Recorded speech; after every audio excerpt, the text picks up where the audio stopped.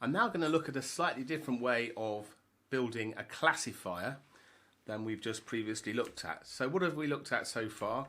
Well, we've looked at building a classifier which effectively first starts off by trying to model the data in the data classes using Gaussian distributions, and on the basis of that inferring the boundaries that we need to actually make the classifications. And because we're modeling a distribution, this is also under the umbrella of what could be considered a generative model. If we model the distribution for the data, theoretically we could actually generate samples from it as well. But in such models we can directly estimate the parameters of the model by looking at the data. So if we've got a Gaussian and we've got a set of data which is class 1, what we do is we calculate the mean and at least the variance of each feature, if not the covariance matrix if you're doing a full Gaussian classifier. So what's wrong with using these kind of generative models which actually use probability distributions to actually represent the data and then infer on the basis of that what we should be doing in terms of boundaries? Well, let's think about the naive Bayes classifier. It's a minimum error classifier, but it only works well if the naive Bayes assumption is actually appropriate for the data. So first of all, is the data Gaussian? That's one question. And secondly, in this particular case, naive Bayes, do we have independent features? And if that's not the case, then we're going to run into problems. So in particular, then, we need to have this class conditional distribution. So in other words, this is just saying for each class, is the Gaussian distribution a good model of the data? So generative models then require that we compute the class posterior. So we have basically normally the data given that kind of class. So let's say we have two example classes, apples and oranges. We'd have data for an apple, data for an orange. But what we actually want is to know what is the probability of the class given the data. And that's what we need. That's what the class posterior that we need to calculate. Discriminative models, rather than calculating this kind of probabilistic representation of the data, really just directly try to model the boundary that we're actually looking at, right? So it's not dependent on anything generative about the data set. All it does is it's just trying to directly find the boundary, right? So in the case of a linear classifier, we've got a set of weights. In fact, it's a one-layer network. We'll come to that soon. A set of weights, and we just directly want to know what the weights are. We want to know the weights to actually work out what this boundary is. In 2 dimensions, it's just a straight line, right? Because it's going to be a simple linear classifier. And what we're not trying to do with this approach, discriminant models, is we're not trying to model the distribution of the data at all. We just care about this boundary. Obviously, a linear boundary can only partition things up in a certain way, and basically, it can't never be curved. But in multi-dimensions, in 3 dimensions, in n dimensions, we'll end up with hyperplanes as opposed to just simple lines. So in the case of a linear binary decision boundary, it would generally be of the form wx plus b, where w is a weight matrix, x is a vector of data points, and we'll also have a offset as well. And that will then define this this linear boundary. And again, we're just showing it in the 2-dimensional case, in which case it's just a line. And using this decision boundary, we can basically split up the space, the space of x1 and x2. If anything is above it, all the data points above this line, we can say are one class, let's say class 1.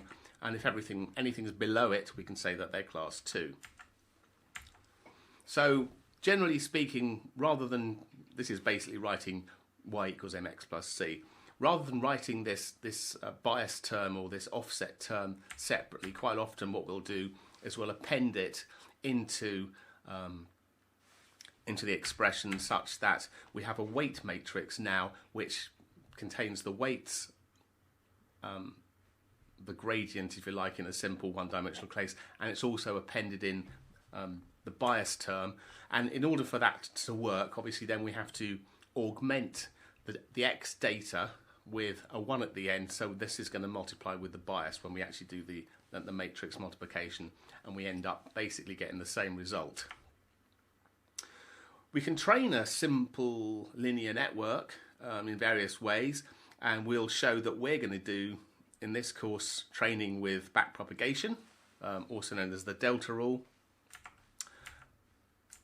And then we also have to decide, if we're going to train this thing to actually do recognition in that way, what targets are we going to use for the different classes. So it could be for target for class 1, we could use a +1, and the target for class 2, we could use a -1. We have to think about that. So let's first of all start off with a very simple network. In fact, this is actually the Perceptron model. And the idea is we have a linear combiner. So this, we have a weighted sum of the inputs, x1 times w1 plus x2 times w2 in this case. And then we basically have a threshold with a certain bias on it. So this bias theta actually moves the threshold around. And if the weighted sum is greater than the threshold, we have one class, otherwise it's another class. So that's a very simple classifier, which is actually the Perceptron classifier. And all it'll do is it'll just put in a boundary, a linear boundary, and you're either above it or below it. So the Perceptron rule, which we shan't go into, but historically is of interest, basically had a way of adjusting the weights based on whether or not you actually got the output right or not. And if not, basically what you'd do is, after a threshold, if you got the wrong value, you'd send an error back and change the weights. What we're going to do is we're going to use what's called the delta rule in all our derivations. So I'm not actually going to go into the Perceptron rule, but you can look at it if you're interested, just for historical interest.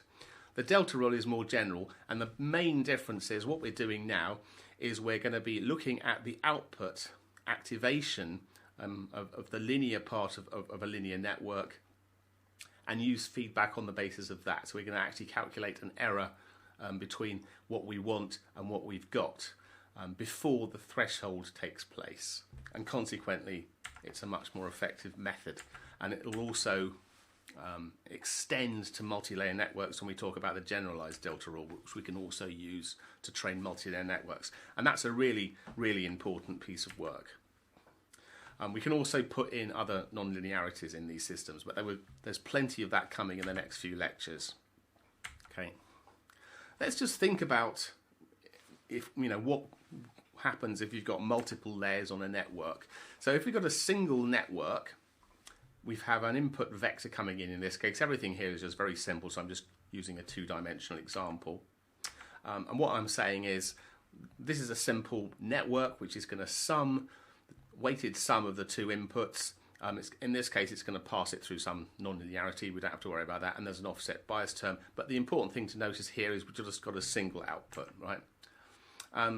Now, if we're training this network to do this, we have to decide, what targets we're going to use for each class, because it's up to us, right? If we're setting up a classifier, it's up to us to decide, what's the best representation for the output going to be when we're training this. And we could use class 1 has got an output of 1, and class 2 has got an output of 0. If we wanted to do that, that's fine.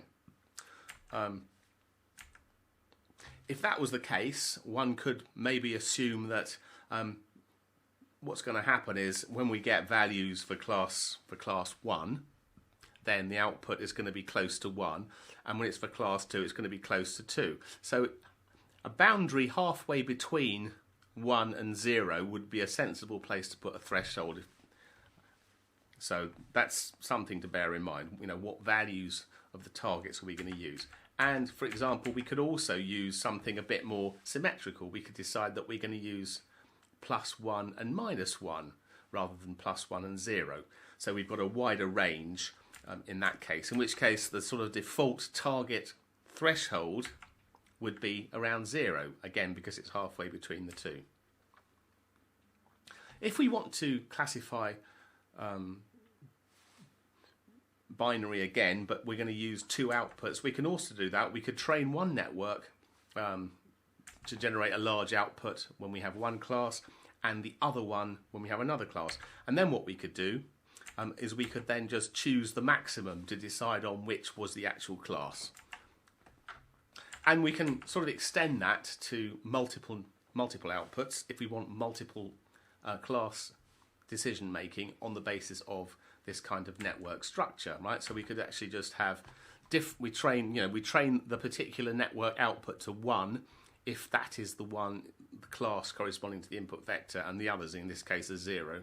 The others could also be -1, but the idea is we pick the biggest in order to select the class.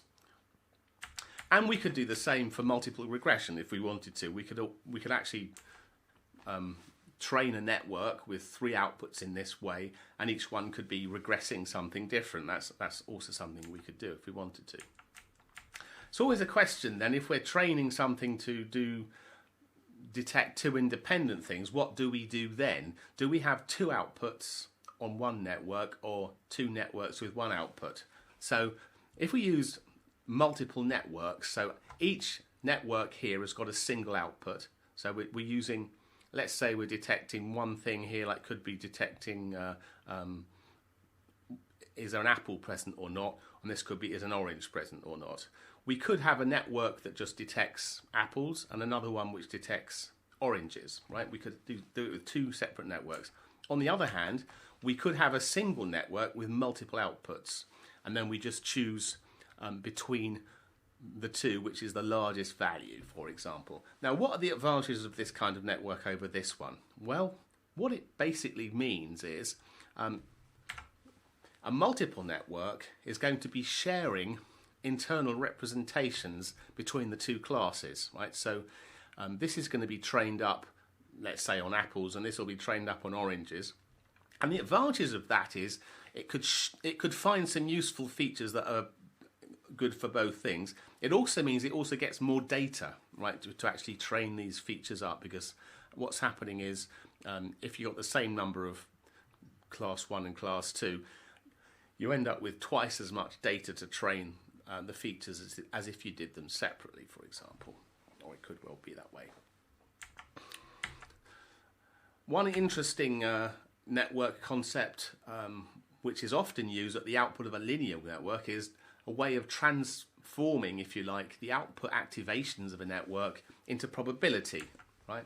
So if we've got an input network, again, we've just got a 2-dimensional vector here, and we've got a linear output stage, which is called the logit activation, just to let you know. In this case, we've only got 2 outputs, right? We've only got 2 outputs.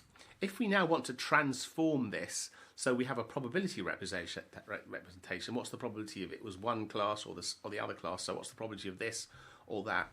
What we have to do is ensure that when we sum up the probabilities, they all go to 1, first of all. And one way of doing this is to use a Softmax function. And what we do is we calculate, if the activation at an output is AI, for any particular output, we calculate e to the AI divided by the sum across all EIs across all of the outputs. And basically this sum at the bottom is the normalizing factor. So we end up with the total probabilities of all the outputs summing to 1. And this has also got other nice aspects to it, including the fact that you can actually put this onto a network, and as we'll see when we start getting into multilinear networks, you can use backpropagation through it as well.